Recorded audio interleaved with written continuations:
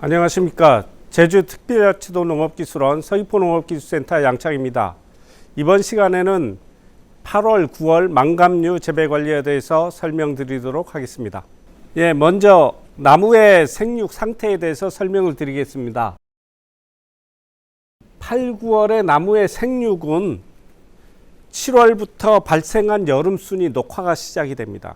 8월 달에 녹화가 되고 이 새로운 순이 녹화가 되면 새뿌리가 발생을 합니다.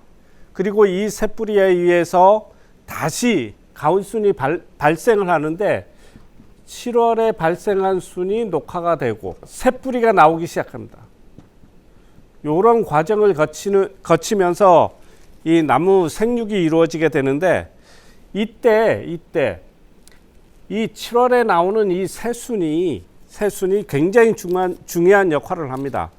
만약 이 새순이 너무 많이 나오면 이 새순을 어느 정도 조정을 해서 적당하게 나오게끔 전정을 하시는 게 여름 전정이고, 또 하나는 새순이 안 나왔을 때도 문제가 됩니다. 새순이 안 나오게 되면은 여름 뿌리가 다시 발생이 되지 않기 때문에 여름 뿌리를 발생시키기 위해서 이 열매를 따주는 작업을 하셔야 된다는 얘기입니다. 그래서 이 여름 뿌리가 나올 수 있게끔 관리를 하셔야 된다, 이렇게 말씀을 드릴 수가 있습니다. 다음에 여름 전정한 나무에서는 8월에 새순이 나옵니다. 그리고 8월 하순에 이 새순이 굳어진 다음에 8월 하순에 새순이 굳어지고 이 8월 하순부터 해서 이 여름 뿌리가 다시 나온다, 이렇게 말씀드릴 수가 있습니다.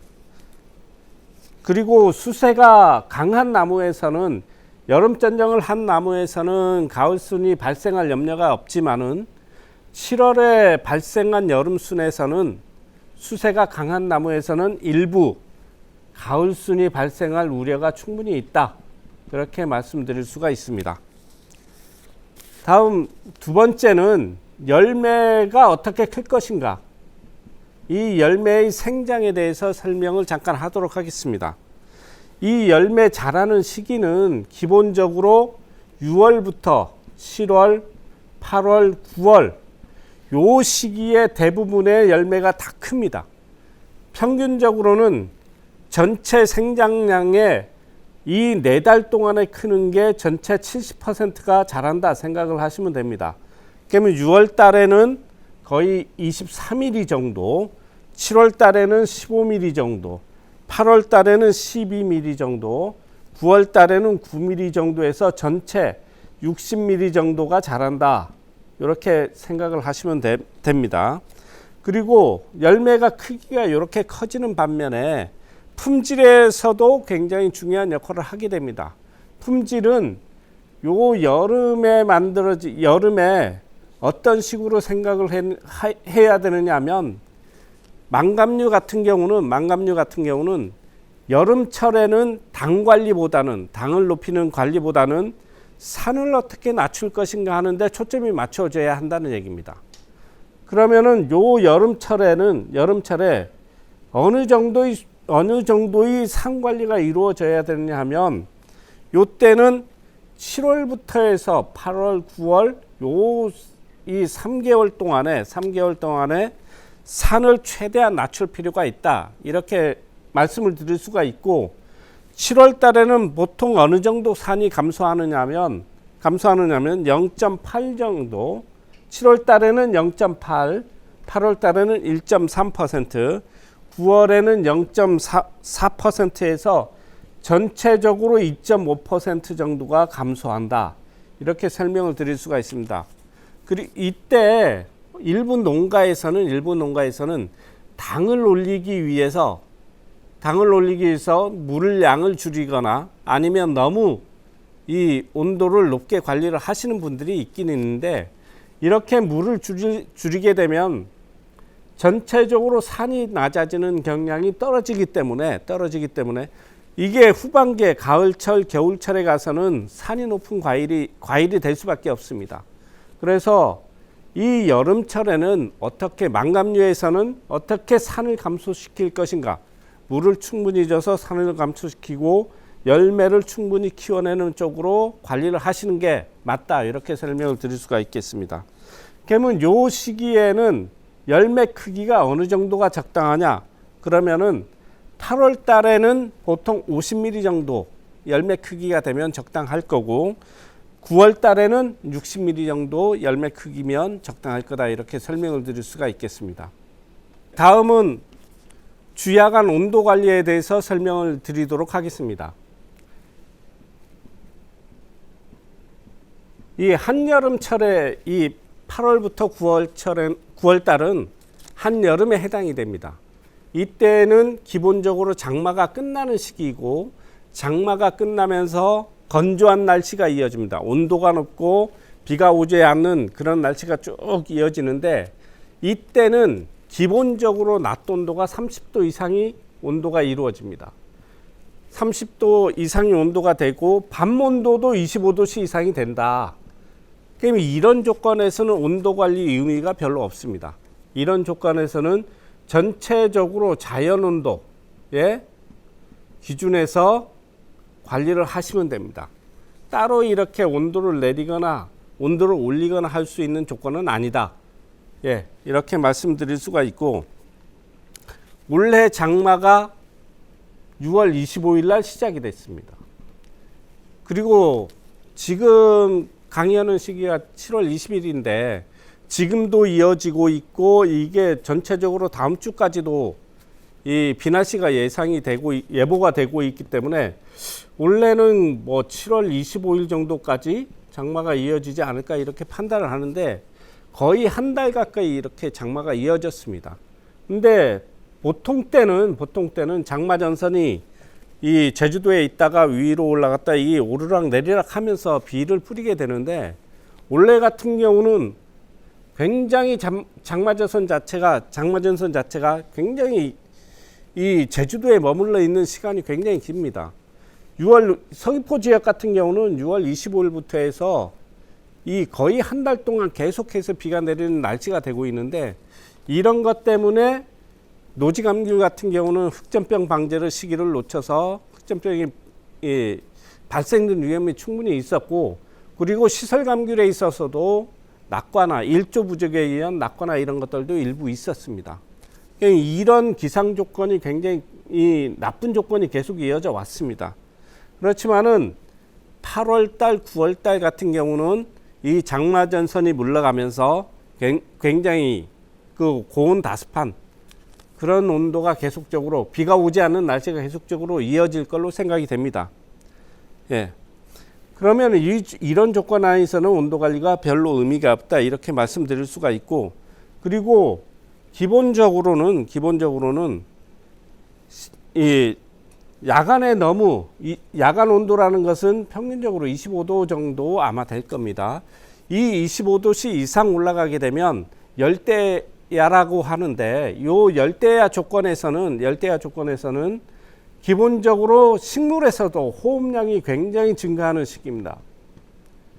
이 호흡량을 어떻게 낮출 것인가에 따라서 과일의 비대나 아니면 과일의 품질에 영향을 미칠 수 있기 때문에 요 호흡량을 낮출 수 있는 그런 기술, 이런 것들을 충분히 투입을 하셔야 된다, 이렇게 설명을 드릴 수가 있고, 그리고 한낮에는 한여름의 한낮에는 굉장히 온도가 높게 올라갑니다.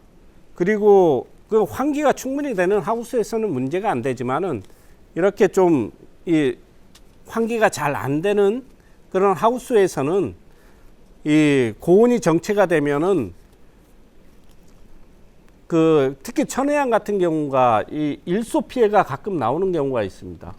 어떤 포장에 따라서 좀 많이 나오는 포장, 이런 데도 있기 때문에, 이런 데에서는 일소 증상이 많이 나오는 포장에서는 한여름의 그 시간, 햇빛이 많이 비치는 시간, 보통 한 12시에서 3시 정도까지, 요 시간에는 차광을 해주는 것도 한 방법이다, 이렇게 설명을 드릴 수가 있고, 차광 같은 경우는 차광망을 이용을 하시는데, 어느 정도 차광을 하시는 게 좋냐? 한 30% 정도 차광을 하시면은 일소 피해를 크게 줄일 수 있다 이렇게 설명을 드릴 수가 있습니다.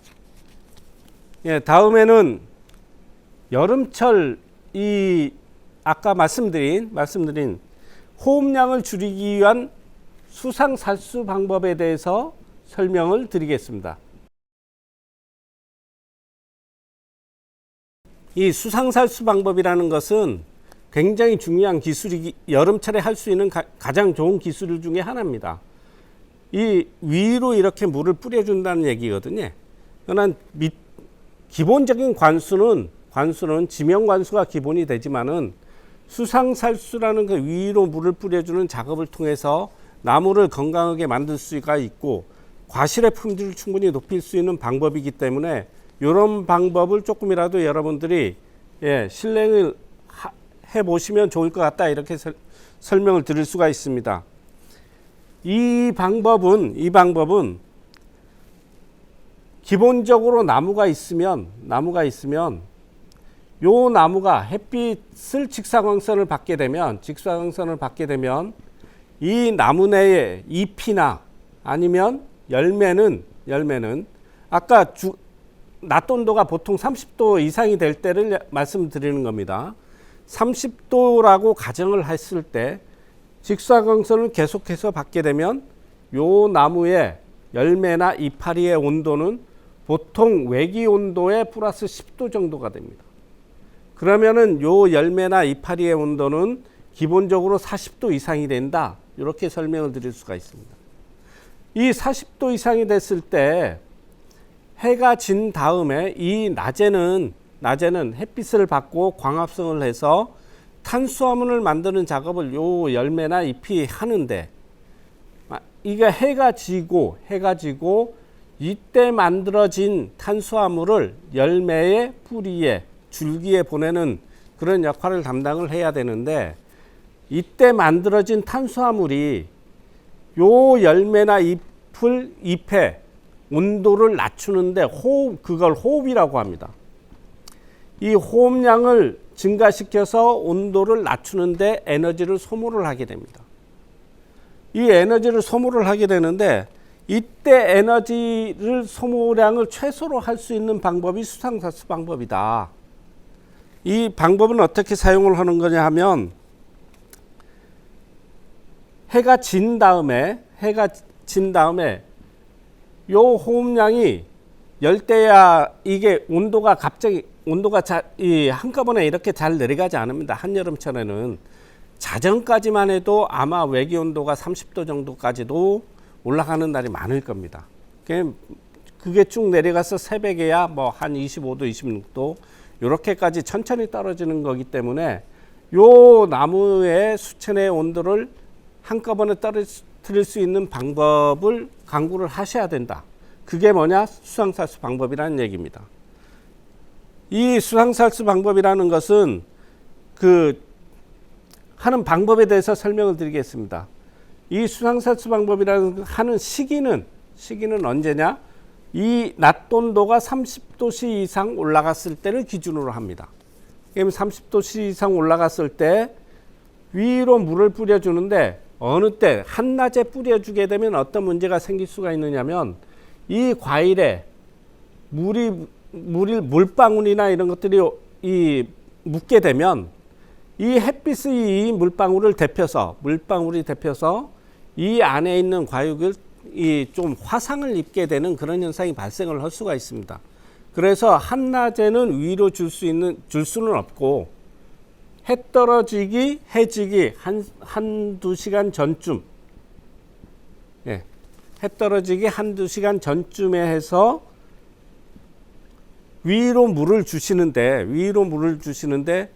어느 정도 시간을 주시는 게 좋으냐? 보통 제가 말씀드리는 건 한 3분 정도 말씀을 드립니다. 이 3분이라는 것은 어떻게 여러분들이 판단을 하셔야 되느냐면 여기에 물을 뿌렸을 때 저녁에 해 떨어지기 한두 시간 전쯤에 물을 뿌렸을 때 아침에 가서 보면은 물기가 말라 있을 정도의 시간이 가장 적당한 시간입니다. 환기가 잘 때는 하우스 같은 경우는 한 3, 4분 줘도 문제가 없지만은 환기가 잘 안 되는 맛 같은 경우는 이게 물기가 잘 안 마릅니다. 그래서 그것은 그 하우스 조건에 따라서 시간을 조금 조정을 하면서 여러분들이 사용을 할 수가 있다. 이렇게 말씀드릴 수가 있고, 말라야 된다는 얘기입니다. 아침에 가봤을 때는 물기가 충분히 말라 있어야 되고, 다음 세 번째가 그러면은 이것을 며칠 간격으로 주느냐, 이렇게 그 농가분들이 물어보시는데, 햇빛이 나고 온도가 30도씨가 됐다. 그러면은 매일 하셔도 됩니다. 조건이라는 것은 30도씨 조건만 해고 한낮에 햇빛이 나서 이 나무에 과일의 온도, 이파리의 온도가 충분히 올라가 있어서 이걸 물을 뿌려줘서 인위적으로 낮출 수 있는 그런 조건이기 때문에, 햇빛만 나면 언제든지 매일이라도 할 수 있는 그런 조건이기 때문에 이것은 여러분들이 판단을 해서 하시게 되면 아마 품질이나 나무 수세나 이런 거에 굉장히 도움이 될 거다. 이렇게 설명을 드릴 수가 있고, 요 효과는 수상살수를 하게 되면 이 여기서 만들어진 탄수화물이 열매에 가게 되면 그게 당도가 오르는 그런 효과가 있고, 그리고 물을 주게 되면 이 과피를 통해서 수분을 흡수를 합니다. 수분을 흡수하게 되면 과일이 커지는 그런 효과도 있고, 그리고 수분을 흡수하게 되면 산함량이 떨어지는 그런 효과가 충분히 있다. 이런 걸 봤을 때 수상살수는 좀 적극적으로 여러분들이 해줬으면 좋겠다, 이렇게 설명을 드리겠습니다. 다음에는 이 현재 물 주는 방법을 개선할 필요가 있다고 저는 생각을 해서, 그전 시간에도 제가 간단하게 설명을 드렸습니다만은 물 주는 방법을 충분히 개선할 필요가 있다, 이렇게 설명을 드릴 수가 있습니다. 그래서 물 주는 방법,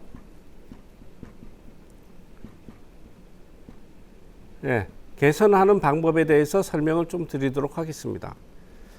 기존의 물 주는 방법은 스프링클러를 이용해서 물을 줬습니다. 이 스프링클러를 이용해서 물을 주게 된 이유는 포장 전체적으로 이렇게 물을 뿌려주는 방법을 사용을 한 겁니다. 이거는 요 방법을 사용한 이유는 비료에 대해서, 비료 문제 때문에 요 스프링클러 방법을 지금까지 사용을 했었습니다.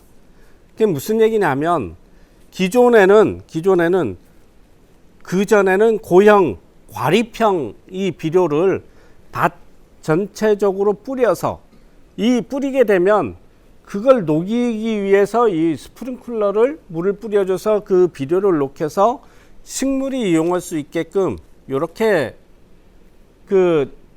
요런 것들 때문에 스프링클러 방법을 이용을 했습니다. 근데 이런 스프링클러 방법을 사용을 하게 되면 장점은 밭 전체적으로 물을 줄 수 있는, 밭 전면에 물을 줄 수 있는 그런 장점은 있습니다. 그런데 단점이 너무 많습니다. 단점이라는 것은 포장 전체적으로 물을 뿌려주면 물이 다 똑같은 양이 가는 것 같이 느껴지지만은, 그 스프링클러라는 것이 압력이 높은 쪽에는 물량이 많이 나오고, 압력이 떨어지는 끝에 가서는 물량이 떨어집니다. 그리고 제주도의 하우스나 밭 같은 경우는 대부분이 평지가 아니고 이렇게 좀 이 경사지나 이런 데 하우스나 이런 것들이 설치가 돼 있는데, 이 경사지에 하우스가 설치가 되면 이 압력이 높은 밑에 쪽에서는 물량이 많고, 위에 경사지가 올라갈수록 물량이 떨어지는 문제가 있습니다. 그래서 앞쪽에는 항상 물이 많고 뒤쪽에는 항상 물이 적은 그런 문제들이 많기 때문에 그런 것들이 단점이라는 얘기입니다. 그래서 포장 전체에 같은 양의 물을 줄 수가 없다, 이런 문제가 있고, 다음 두 번째가, 다른 때는 문제가 별로 안 되는데 한여름에가 문제입니다. 한여름철 같은 경우는 2, 3일에 한 번 물을 주게 됩니다. 이 물을 주게 되면 물을 주게 되면 밭 전체적으로 표면으로 이렇게 물을 주기 때문에 사람이 들어갔을 때 농작업을 하기가 굉장히 힘듭니다. 이게 굉장히 질어서 농작업하기가 힘들다. 그러면 여름철 같은 경우는 2, 3일에 한번 물을 주기 때문에 작업할 수 있는 그 농작업을 할 수 있는 시간이 뭐 하루 2, 3일에 한 번 정도 요 정도밖에 안 되기 때문에 농작업하는데 굉장히 불리하다 이렇게 설명을 드릴 수가 있고, 다음 세 번째가 잡초의 문제입니다. 지금 하우스 하시는 분들은 대부분이 요 잡초를 죽이기 위해서 제초제를 사용을 합니다. 제초제를 한 1년에 3번에서 4번 정도 사용을 한다고 볼 수 있는데,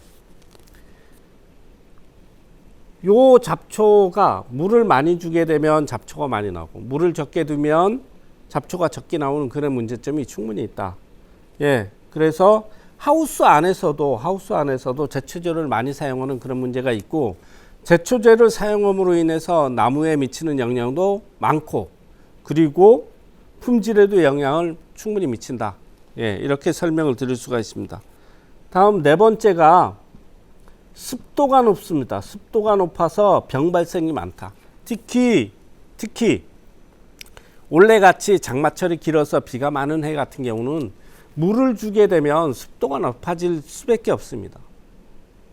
이렇게 습도가 높아지면 온도가 낮은 상태에서는 재피 곰팡이병이나 이런 것들이 충분히 발생을 할 수 있다. 그리고 호흡량도 많아지기 때문에, 습도가 높으면 호흡량도 많아지기 때문에 과일 품질에도 영향을 미칠 수가 있습니다. 예, 습도가 너무 높게 나온다. 다음 다섯 번째가 관수량이 많습니다.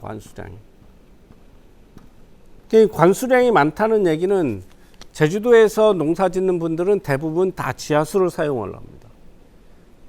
제주도에 지하수를 사용을 하는데, 이 농업용수 같은 경우는 지금 가격이 좀 쌉니다. 물 사용량이 좀 싼데, 그 싸다 보니까 물을 함부로 쓰는 경향이 충분히 있다. 관수량이 많아져서, 그러면 이런 것들은 나중에는 지하수 고갈 문제나 아니면 나중에 지하수가 좀 적어져서 했을 때 물을 어떻게 줄 것인가에 대한 고민이 많아진다. 이렇게 설명을 드릴 수가 있습니다. 그럼 요 물과 비료를 아까 설명을 드린 물 주는 방법, 스프링클러를 이용해서 물 주는 방법을 어떻게 개선을 할 것인가에 대해서 설명을 좀 드리도록 하겠습니다. 이 스프링클러 방법으로서 물 주는 게 아니고, 해결 방법은 압력 보상형 점적 관비 시스템이다. 이 말은 무슨 얘기냐면 요 점적 호스를 통해서 압력 보상이 되는 점적 호스를 통해서 물도 주고 비료도 준다, 이런 얘기입니다. 그러면 이 압력 보상형 관비 시스템이 장점은 어떤 것이 있느냐? 장점이 압력 보상이 되기 때문에 아까 얘기한 그 앞이나 뒤가 나오는 물의 양이 똑같습니다. 장점이 밭 전체적으로 관수량이 똑같습니다. 같다. 그 이유는 요 압력 보상형 노즐을 사용을 하기 때문입니다.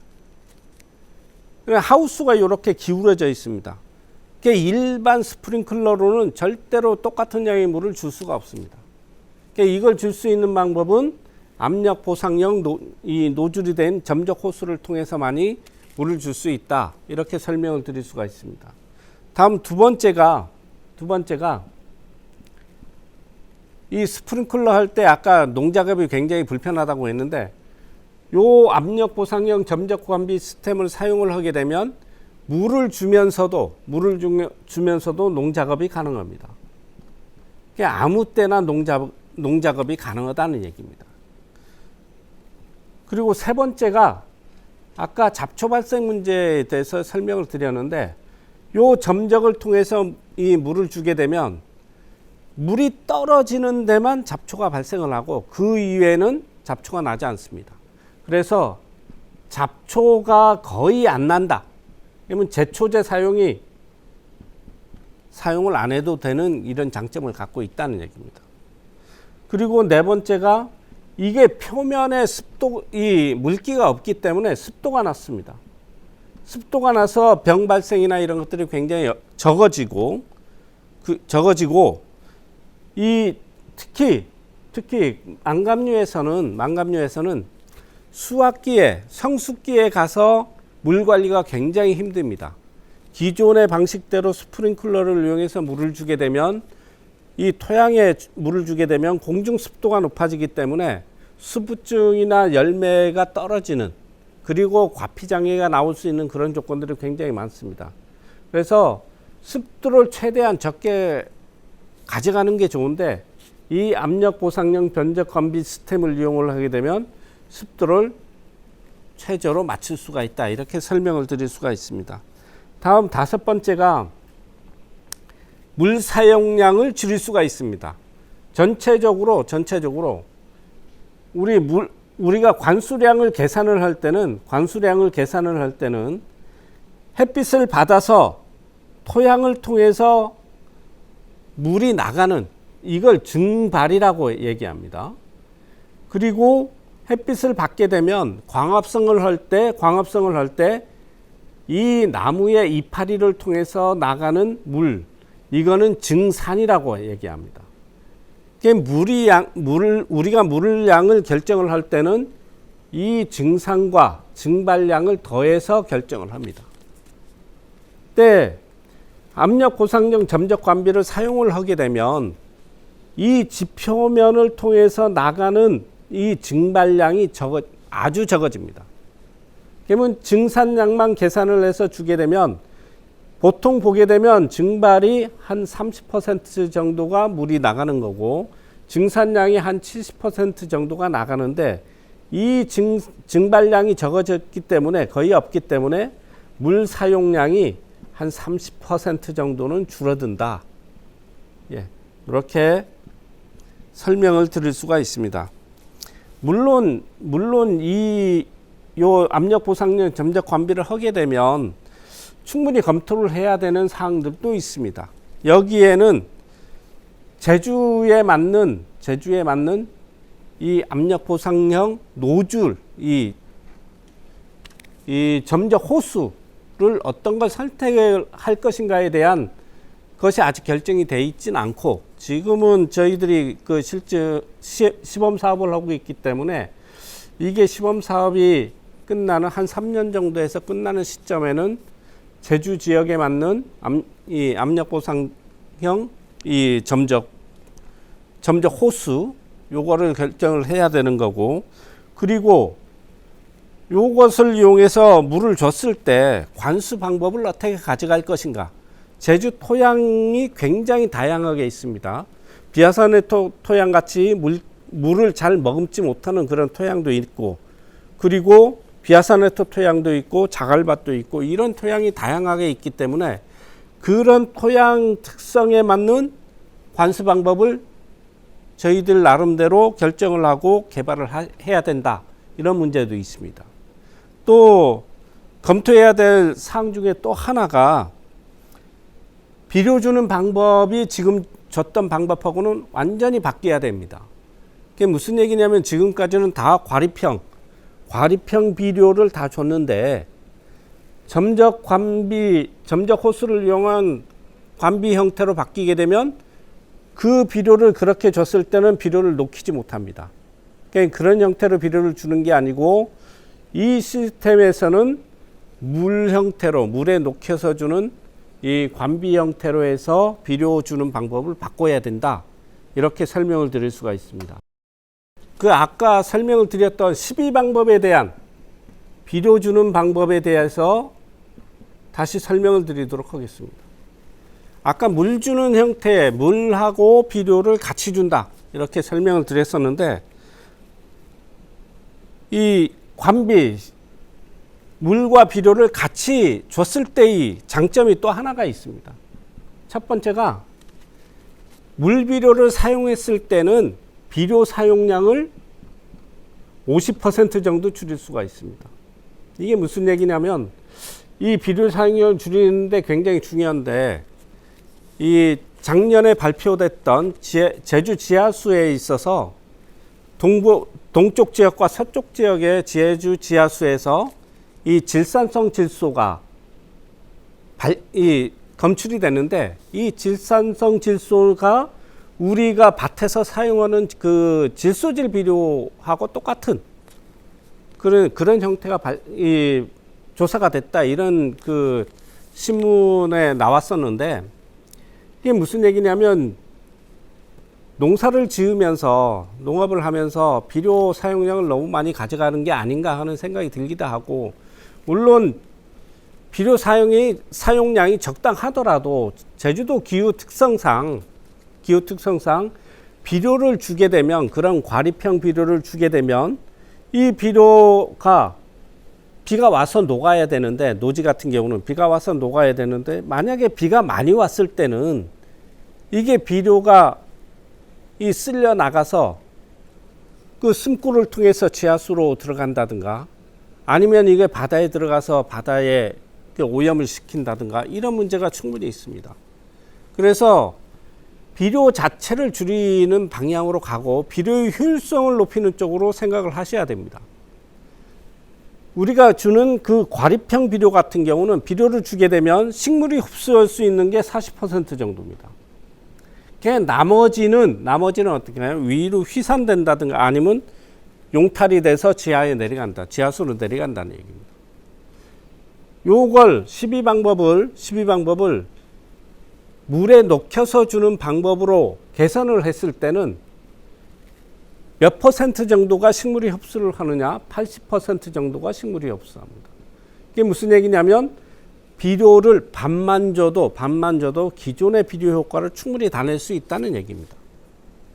그러면은 비료를 50% 절감할 수 있는 효과가 나온다, 이렇게 설명을 드릴 수가 있습니다. 다음에 지금 농촌에 가보면 나이 드신 분들이 굉장히 다 있습니다. 지금 뭐 평균적으로 70세 정도 되시는 것 같은데, 그분들이 20kg짜리 비료 포대를 들고 하우스 안으로 들어가서 비료를 뿌리게 되면 굉장히 힘듭니다. 그리고 한여름철 같은 경우는 더 힘듭니다. 더욱더. 그런 노동력이 지금 없고, 비료를 주는 노동력이 없고, 그리고 요 12량을 경감을 할 수 있고, 요걸 해서 노동력을 줄이는 거, 비료량을 줄이는 거에서 경영비를 절감할 수 있다, 이렇게 설명을 드릴 수가 있습니다. 예. 그리고 여기서 하나 고려를 해야 될 사항이 있는데, 이 비료를 주게 되면 일반적으로 이게 물에 녹여서 주셔야 되는데, 이 비료를 어떤 식으로 이게 물이 나가는데 비료를 섞어서 나갈 것인가가 중요해집니다. 이게. 예? 그러면 요 물하고 섞어 나갈 수 있는 방법이 이 관비기라는 것이 있는데, 이 관비기를 지금 사용되고 있는 관비기들이 좀 비쌉니다. 그래서 좀 저렴하게 제주 지역에 쉽게 사용할 수 있는 요 관비기 같은 경우도 개발을 하든지, 아니면 싸게 나온 그런 것들을 선택을 하든지 해서 요런 관비기를 어떻게 구성을 할 것인가 하는 문제가 다시 대두가 되는 거고, 다음 또 하나는 비료를 주는데 지금까지 관비하시는 농가들이 대부분이 21-복비나 이런 것들을 사용을 했습니다. 왜 그걸 사용을 하느냐? 싸기 때문에 사용을 합니다. 물에 녹여서. 근데 그렇게 물에 녹여서 사용을 하고 하다 보니까 이게 물에 잘 안 녹는 성분도 있고, 이런 걸로 인해서 노즐이 막히거나 그런 것들도 생길 수가 있습니다. 이런 문제를 해결하기 위해서 이 비료를 개발할 필요가 있다, 충분히. 이 감귤에 맞는 점적 호수에 사용 가능한 효과적인 비료를 만들어서 사용을 하면 그 비료만 어느 시기에 요 비료를 주고 어느 시기에는 이 비료를 주고 하는 그런 이 비료를 선택을 하고 개발할 필요가 있다. 이렇게 설명을 드릴 수가 있습니다. 예, 다음에는 한여름철에 발생하는 병해충에 대해서 제가 몇 가지만 설명을 드리겠습니다. 한여름에 발생하는 병해충은 크게 응애류 같은 경우도 많이 나오는 게 어떤 응애냐면 녹응애나 예? 참원지 응애나 이런 종류가 많고, 다음 두 번째가 진딧물입니다. 진딧물, 귤굴나방입니다.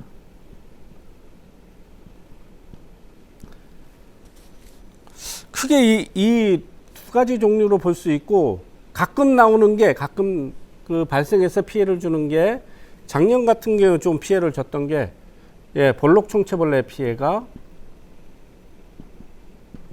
요 세 가지 정도 세 가지 정도가 있는데, 요 응애류 같은 경우는 저번 시간에 제가 기계유제 사용에 대해서 설명을 드렸었는데, 그 기계유제, 여름철 기계유제만 잘 사용을 하게 되면 녹응애나 참원지 응애 같은 경우는 크게 문제가 되지 않습니다.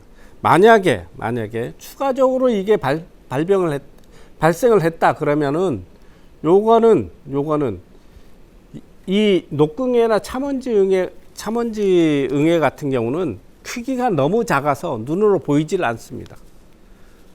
보이는 것은 뭐가 보이느냐? 피해가 난 열매나 이파리나 이 두 가지만 보인다는 얘기입니다.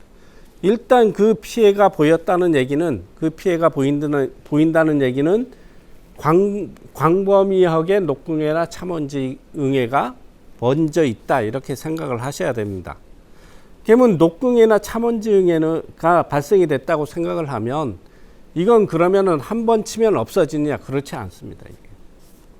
이게 굉장히 작은 이 곤충이기 때문에 이게 숨어 있는데 조직간에 숨어 있거나 아니면 열매의 그 틈새 이런 데 굉장히 숨어 있기 때문에 약제 방제가 잘 안 됩니다. 일단 한번 방제가 되면, 발생이 되면 녹응애나 참원지 응애 같은 경우는 연속해서 7일 간격으로 한 2, 3회 정도는 방제를 하셔야 방제가 된다. 이렇게 설명을 드릴 수가 있고, 진딧물이나 귤굴나방입니다. 진딧물이나 귤굴나방은 이게 하우스 관리가 좀 서투신 분들이 있는데, 그분들은 어떤 분들이냐면 이 적과도 아무 때나 하거나 아니면 순 자르는 것도 아무 때나 자르거나 그러면은 새순이 아무 때나 올라옵니다. 적과 같은 경우 할 때도 적과가 너무 길어지면 어떤 현상이 말하냐면 일찍 한 데는 순이 올라와서 귤굴나방 진딧물 피해가 발생하고, 늦게 한 데는 열매 자체가 그때까지도 있어서 수세가 좀 약해지는 그런 문제도 있고, 그래서 적과를 하실 때는 위에 상단부 적과를 하실 때는 일시에 하시는 게 좋겠다. 일시에 한다는 얘기는 뭐냐? 순이 일시에 나와서 방제, 진딧물이나 귤굴나방 방제를 이거 일시에 할 수 있게끔 하면 좋습니다. 그게 뭐냐면 여름전정을 하게 되면 순이나 아니면 순 나오는 게 일시에 나오기 때문에, 일시에 나오면 진딧물이나 귤굴나방을 한 2, 3회 정도만 방제를 하면 크게 문제없이 방제가 되는데, 일반적으로 아무 때나 적과를 하거나 아무 때나 전정을 하게 되면 순이 발생되는 게 일괄적으로 나오지 않아서 1년 내내 진딧물 귤굴나방약을 방제하는 농가들도 있습니다. 그렇게 되면 방제 횟수가 많아지고 방제에 들어가는 경영비가 높아지기 때문에 소득이 떨어질 수 있는 그런 문제가 생깁니다. 그리고 이 농약을 자꾸 하다 보면 사람도 사람이지만은 식물에도 굉장히 영향을 주기 때문에 좀 이 작물보호제나 이런 것들을 좀 적게 치는 쪽으로 생각을 하셔야 된다. 어떤 농가 보게 되면 1년에 한 20, 30회 이렇게 치시는 농가들도 가끔 있기 때문에 이렇게 설명을 드리는 겁니다. 다음에 총체벌레입니다. 요 총체벌레는 기본적으로는 하우스에서는 크게 피해를 주지 않았던 총체벌레인데 작년 같은 경우가 발생을 해서 피해를 많이 줬습니다. 이 총체벌레는 언제 피해를 주냐?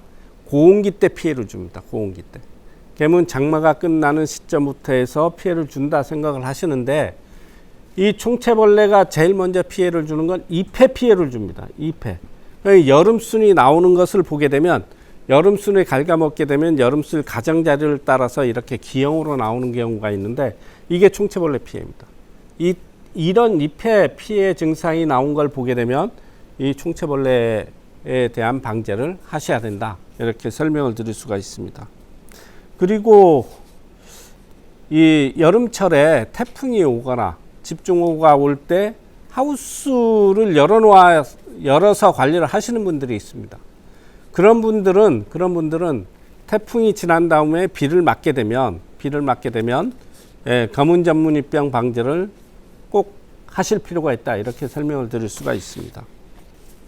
다음에는 이 한여름철의 불청객이라고 하죠.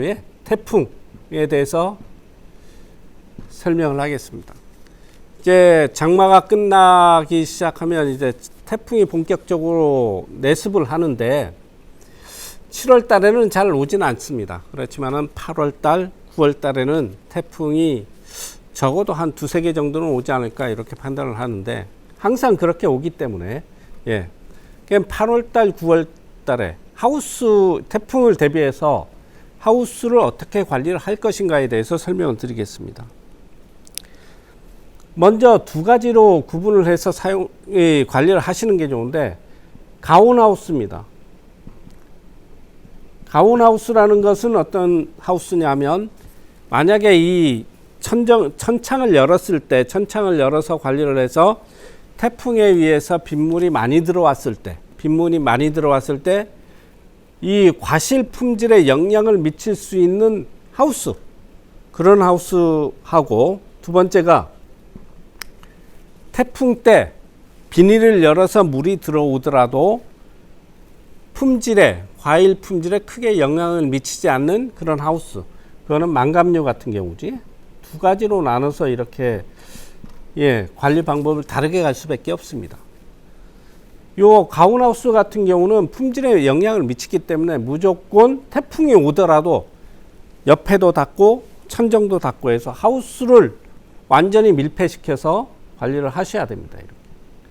이렇게 밀폐시켜서 관리를 하다 보면 이 밀폐를 시키면 안에 있는 공기를 빼내는 환풍기를 작동을 해야 되는데 환풍기를 작동을 하고 만약을 대비를 해서 전정이 되면 환풍기가 안 돌아가기 때문에 만약을 대비해서 이 환풍기를 돌릴 수 있는 비상발전기를 준비를 하셔야 됩니다. 이게. 그러면 가온하우스 같은 경우는 태풍이 왔을 때 문을 다 닫고 환풍기를 돌리고 정전이 될 걸 대비해서 비상발전기를 준비를 하신다. 이렇게 해서 관리를 하시는 게 좋고, 망감류 같은 경우는 비닐을 닫고 관리하시는 분도 있고 아니면 열어서 관리하시는 분도 있습니다. 다 좋은데 다 좋습니다. 그럼 요 망감류에서는 요런 조건, 환풍기가 있는 조건, 비상발전기가 있는 조건, 요 때는 다 닫고 관리를 하셔도 좋다. 반면에 환풍기도 없고 비상발전기도 없다. 그랬을 때는 어떻게 관리하시는 게 좋냐? 하우스가 있으면 태풍 칠 때 바람 치는 것을 보게 되면 바람이 어떻게 치느냐면 요 옆으로 칩니다. 그러면 이 옆으로 치는 바람이 옆을 통해서 들어가서 요 구석 쪽으로 간다든가 요 구석으로 가서 이 구석 쪽에 비닐을 날리게 되면 하우스가 파손이 되는 그런 형태가 됩니다. 그러면 이 옆으로 들어오는 바람을 막아 주셔야 되는데 그걸 어떻게 막냐? 이 옆에는 측창은 닫아놓고 관리를 하시라는 겁니다. 이 측창이라는 것이 이렇게 개폐기가 있는데 바람이 태풍이 많이 불어서 이거 들썩들썩 하게 되면 이 들썩들썩 할 때 바람이 들어갈 수가 있습니다. 그래서 이 측면에 있는 측창을 내린 다음에 그 패드에다가 스프링 작업을 해서 바람이 들어오지 않게 이렇게 막아 놓으시는 게 좋겠다.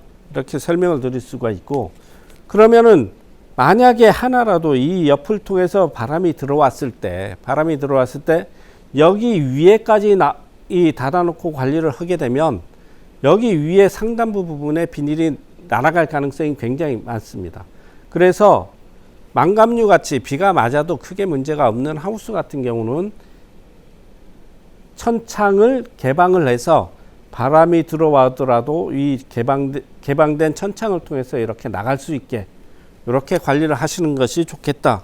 이렇게 설명을 드릴 수가 있고, 이렇게 관리를 하시게 되면 태풍이 지나간 다음에는 반드시 살균제를 살포를 해 주셔야 됩니다.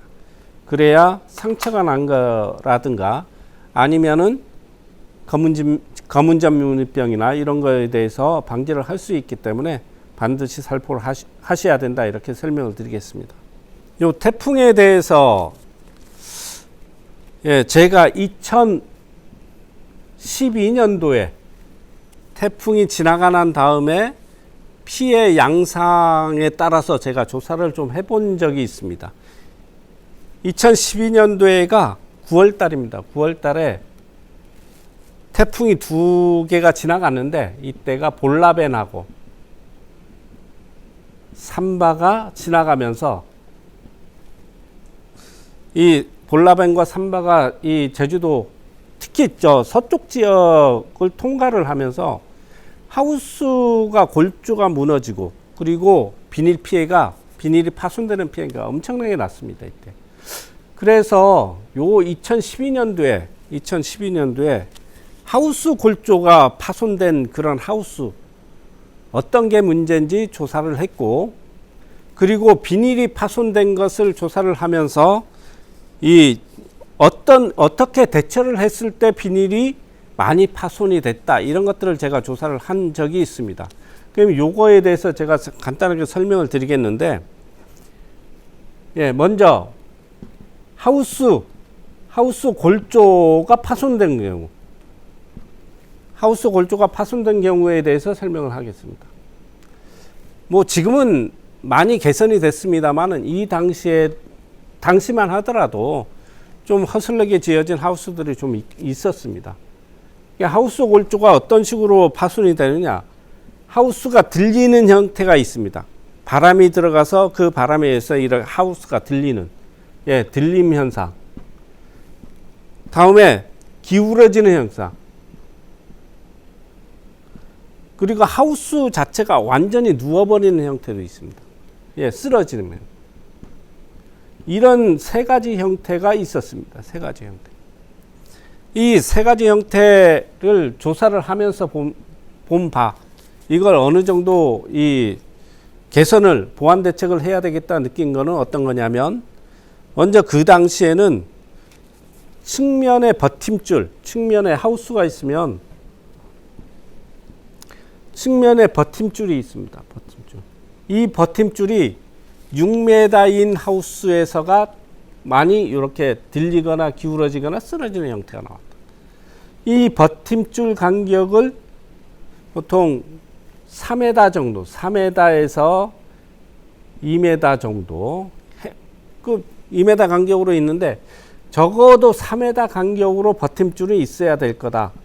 이런 식으로 조사가 됐고, 그리고 또 하나가 단바클입니다. 여기 보게 되면 이 와이어와 와이어 사이에 연결을 해주는 게 단바클인데, 이 단바클 예전에 나왔던 단바클 구성을 보게 되면 이렇게 벌어져 있었습니다. 이렇게 여기가 벌어지는데, 이게 바람에 의해서 이게 이런 식으로 벌어져서 여기에 걸려있던 와이어가 이렇게 튀어나와서 그 역할을 해주지 못함으로 인해서 이게 넘어지는 경우가 있는데, 지금은 요 단바클 자체가 이렇게 원형으로 나오는 것 같습니다.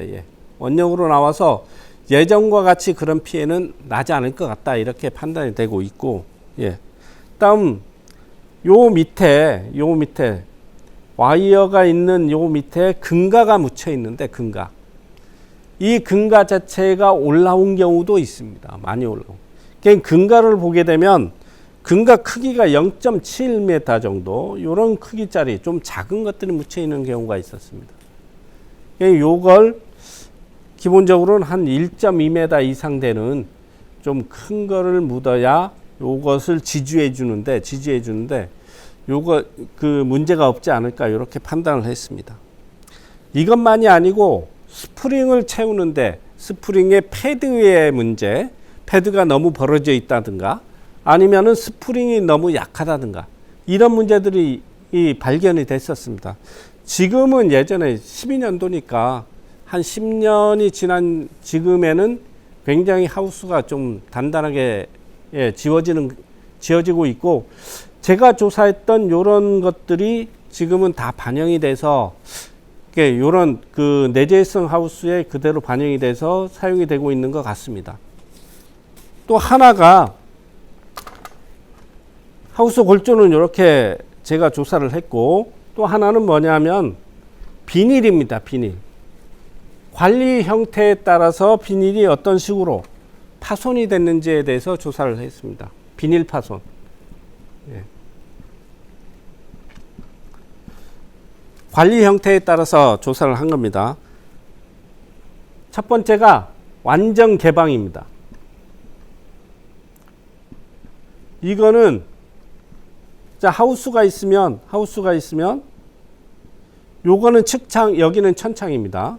완전 개방이라는 것은 옆에도 열고 위에도 여는 겁니다. 위에 같은 경우도 요 상모로 끝까지 올려놓습니다. 요것이 완전 개방이다. 요렇게 완전 개방을 하면 피해율이 몇 %냐? 3% 정도입니다. 3% 정도. 근데 요렇게 완전 개방을 하면 어떤 문제가 생겼었느냐 하면, 요 바람이 아까 요렇게 친다고 했습니다. 옆으로 칩니다. 그럼 이 안에 심어져 있는 작물, 감귤나무든 어떤 작물이든 간에 작물 피해가 심하게 나옵니다. 예. 작물 바람 피해가 심하게 나온다. 그런 피해가 있다. 물론 뭐 비닐 파손되는 거는 굉장히 적게 나왔지만은 작물 피해가 나왔다. 다음 두 번째가 관리가 천창에 일단 측창은 닫아놓고 관리했습니다. 그러면 천창만 열고 옆에는 닫았다는 얘기입니다. 이럴 때는 피해율이 몇 %냐? 10%가 나왔습니다. 예. 그럼 요렇게 관리를 하려면 어떤 보강 대책이 필요하냐? 요 버팀줄을 잘 해야 된다. 그게 무슨 얘기냐면, 요렇게 막게 되면 바람이 여기를 치면서 이 압력 때문에 버팀줄이 약할 경우는 요 피해가 나올 수가 있다. 더 피해가 나올 수가 있다. 이렇게 설명을 드릴 수가 있습니다. 버팀줄을 보강해야 된다. 예. 세 번째가 천창에 일단은 열고 측창을 개방한 상태입니다. 무슨 얘기냐면, 완전 개방은 요 위에까지 올리는 형태고, 이 천창의 일단은 여기까지만, 일단만 올리는 형태입니다. 옆에도 열고 여기도 일단만 올립니다. 근데 옆에를 열게 되면 바람에 들어오는 양이, 요 위에 들어온 양이 여기 위로 빠져나가는 양을 다 감당을 못하는 경우가 있었습니다. 그래서 이 천장의 비닐이 날아가는 그런 피해가 발생을 한 것을 봤다. 예. 그게 몇 %쯤이냐? 30%가 피해가 나왔습니다. 옆으로 들어온 비닐 때문에 요 위에 비닐이 파손되는 경우가 발생을 했다. 다음 네 번째가 환풍기입니다. 환풍기를 가동을 해서 이 완전히 밀폐를 시키고 가동을 한 경우입니다. 이때 환풍기를 발생된 게 피해율이 제로입니다. 이게 무슨 얘기냐면, 환풍기가 가동이 되고 여기에 따르는 비상발전기가 있는 상태에서 이 관리를 하게 되면 실질적으로는 피해가 거의 없다. 이렇게 설명을 드릴 수가 있습니다. 요 12년도에 많이 했던 그 삼각고가 있었습니다. 삼각고. 예, 그때 처음 시작하는 시기였는데 삼각고를 한 농가는 여기도 닫고 여기도 닫아서 요 삼각고만 열어놓는 형태입니다. 요 삼각고만 열어놓는 형태인데 이 삼각고 한 대 비닐 파손이 5% 정도가 났습니다. 그러면 요 삼각고를 했는데 그 당시에 삼각고가 제일 처음 도입이 돼서 시설이 되는 시기였는데 가끔 보게 되면 여기 있는 이 개폐 장치가 요 반대로 넘어간다든가 이런 피해가 조금 보였다. 그러니까 보완할 필요가 충분히 있다. 예. 천청에 대한 보완이 필요하다. 이렇게 설명을 드릴 수가 있습니다. 지금 이렇게 설명을 드렸는데 최종적으로 결론은 어떤 결론이냐? 농가마다 태풍에 대처하는 그런 방법들이 각기 다르지만은 저희가 종합적으로 살펴봤을 때 가장 안전하게 할 수 있는 방법은 요 측창은 완전히 내린 다음에 이 끝으로 바람이 들어가지 않게 스프링 작업을 해 주시고, 그리고 천창은 완전히 열 수 있는 사람은 완전히 열어서 이렇게 관리를 해도 좋고, 만약에 이게 안 된다면 일단만이라도 열어서 관리를 하시는 게 좋겠다. 이렇게 설명을 드릴 수가 있겠습니다. 그러면 다른 방법은 뭐냐? 옆에를 열었다는 얘기는 바람이 많이 들어와서 비닐 파손이 많이 발생할 우려가 충분히 있다. 그래서 옆지는 닫고 천정은 열어서 관리하시는 게, 망감류에서는 이렇게 관리하시는 게 좋겠고, 품질에 영향을 미치는 하우스 같은 경우는, 가온하우스 같은 경우는 천측창을 완전히 닫고 환풍기를 가동을 해서 이 정전에 대비해서 비상발전기를 이 옆에 가동을 시켜두는 게 좋겠다고 생각이 들었습니다. 예, 이상으로 8, 9월 달 재배 관리에 대해서 지금까지 설명을 드렸는데, 물론 여름철에는 굉장히 이 기상이변이나 아니면 이 집중호우, 태풍 이런 것들이 빈번하게 발생을 하기 때문에 여러분들이 관리를 하시면서 어떤 상황이 닥치게 되면 우리 기술센터나 농업기술원으로 연락을 주셔서 복구가 신속하게 이루어질 수 있도록 그렇게 도움을 드리도록 하겠습니다. 고맙습니다.